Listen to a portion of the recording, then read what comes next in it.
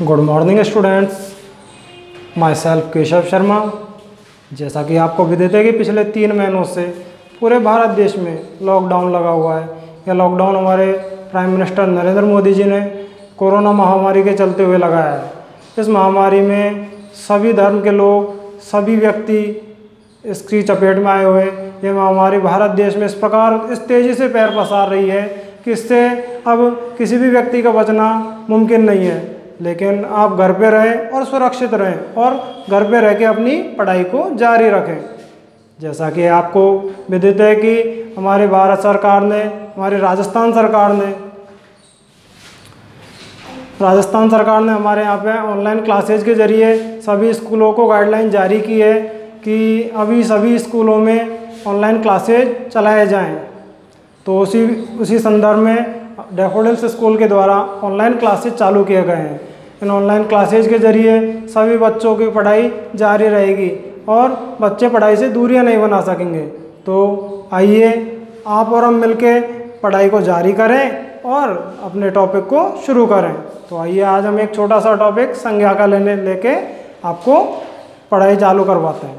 तो पहला टॉपिक अपना है संज्ञा का। संज्ञा में उसकी डेफिनेशंस, उसके उदाहरण, उसके भेद, इनके बारे में हम जानकारी लेंगे। तो शुरू करें हम टॉपिक को। टॉपिक का नाम है संज्ञा। संज्ञा के बारे में जानकारी देने हैं तो सबसे पहले है उसकी डेफिनेशंस, परिभाषा। परिभाषा क्या कहती है कि किसी व्यक्ति, वस्तु, स्थान या उसके भाव के नाम को संज्ञा कहते हैं। संज्ञा की परिभाषा के बाद में जानकारी देते हैं कि किसी व्यक्ति, वस्तु या स्थान के नाम को संज्ञा कहते हैं, जिसमें उदाहरण के रूप में हम देंगे किसी व्यक्ति का नाम, जैसे राम है, मोहन है। वस्तु के नाम में जैसे कि पंखा है, कूलर है या अपना जनरेटर है, कोई भी उदाहरण हो वस्तु के नाम पे। इसके बाद में स्थान, जैसे जयपुर है, कोटा है, उदयपुर है। और भाव जैसे मीठा, खट्टा, कड़वा, तो इनके नामों को संज्ञा कहते हैं। संज्ञा के जानकारी उदाहरणों के बाद में हम उसके भाव के, उनके कितने भेद हैं और उनकी क्या क्या डेफिनेशन है, क्या क्या परिभाषाएं हैं, उनके बारे में जानकारी शुरू करते हैं। तो पहला, संज्ञा के 3 भेद होते हैं। 3 भेद कौन कौन से होते हैं उनके बारे में जानकारी लेते हैं। तो पहला भेद होता है व्यक्तिवाचक संज्ञा, व्यक्तिवाचक संज्ञा। दूसरा होता है भाववाचक संज्ञा, भाववाचक संज्ञा के बाद तीसरा होता है जातिवाचक। तो तीनों के जानकारी के बाद में हम उनकी डेफिनेशंस के ऊपर चलते हैं। तो पहला है व्यक्तिवाचक संज्ञा। व्यक्तिवाचक संज्ञा क्या कहती है कि किसी विशेष व्यक्ति, वस्तु अथवा स्थान के नाम को संज्ञा कहते हैं। किसी व्यक्ति, वस्तु या उसके स्थान के आदि के नाम को व्यक्तिवाचक संज्ञा कहते हैं। जैसे कि व्यक्ति के मामले में चलें तो किसी राम है, मोहन है। स्थान के बारे में जयपुर है, उदयपुर है। और वस्तु है जैसे पंखा है, कूलर है। तो इनके नाम को व्यक्तिवाचक संज्ञा कहते हैं। दूसरा है जातिवाचक संज्ञा। जातिवाचक संज्ञा क्या कहती है, किसी प्राणी की विशेष जाति के बारे में बोध कराने वाले शब्द जातिवाचक संज्ञा के अंतर्गत आते हैं।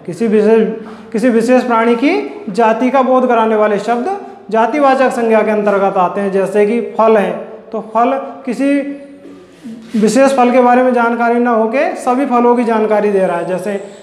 और उसके बाद में है पशु है, तो पशु में ना तो हमें ये जानकारी हो रही है कि ये जंगली जानवर है या ये पालतू जानवर है, इसमें सभी जानवरों के जातियों के बारे में वर्णन किया गया है।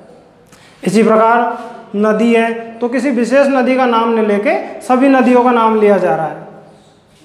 अगला है भाववाचक संज्ञा।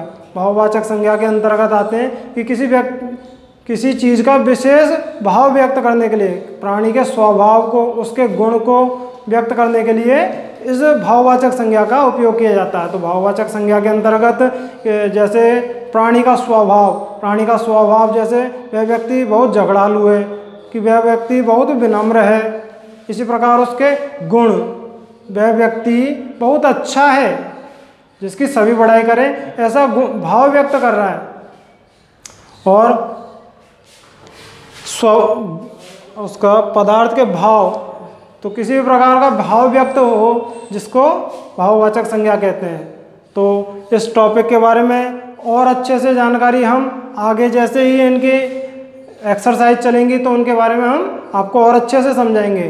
तो ये टॉपिक आपको समझने में आ गया होगा, और यदि कुछ और समझना हो तो इस वीडियो को बार बार देखिए, और कुछ समझने में नहीं आए तो अपने संबंधित टीचर से जानकारी करें। तो मेरे को आशा है कि आपको ये वीडियो समझने में आया होगा। तो आप stay home, stay safe, and thank you all of students.